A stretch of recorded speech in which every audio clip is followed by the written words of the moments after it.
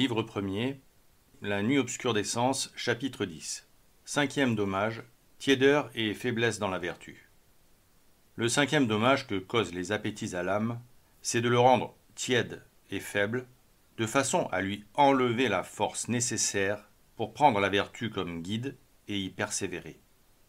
Comme il est certain que l'appétit divise sa force, celle-ci devient moins agissante quand elle ne se concentre pas sur un seul objet.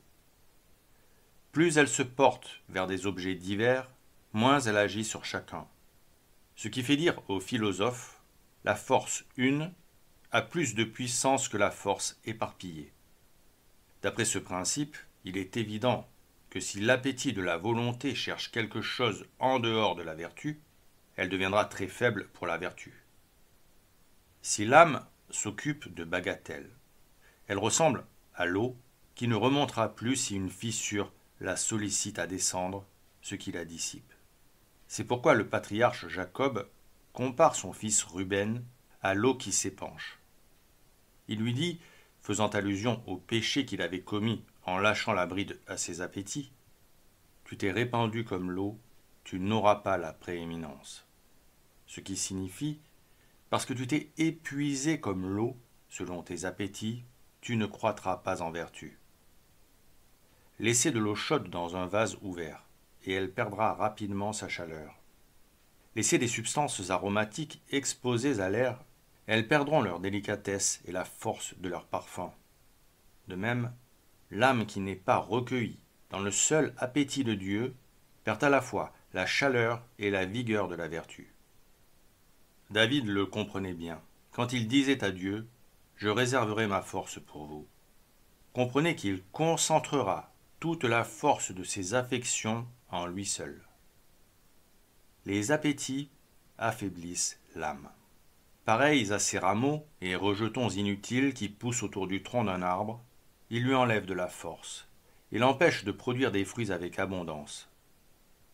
C'est de telles âmes que Dieu dit « Malheur aux femmes qui seront enceintes et aux nourrices en séjour ». On peut le dire des appétits.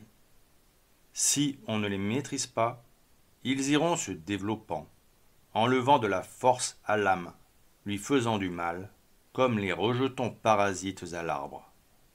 Quand le Seigneur nous conseille de ceindre nos reins, il vise les appétits. On peut les assimiler aussi aux sangsues, qui ne cessent d'aspirer le sang des veines. D'après le sage, les appétits font de même que leur fille qui se nomme donne. Concluons de là qu'à toute évidence, les appétits n'apportent à l'âme aucun bien, mais lui enlèvent le bien qu'elle possède. À moins de les mortifier, ils font d'elle ce que font à leur mère les petits de la vipère. La légende veut qu'ils la dévorent en grandissant dans son sein. Quand il voit le jour, c'est à côté de son cadavre.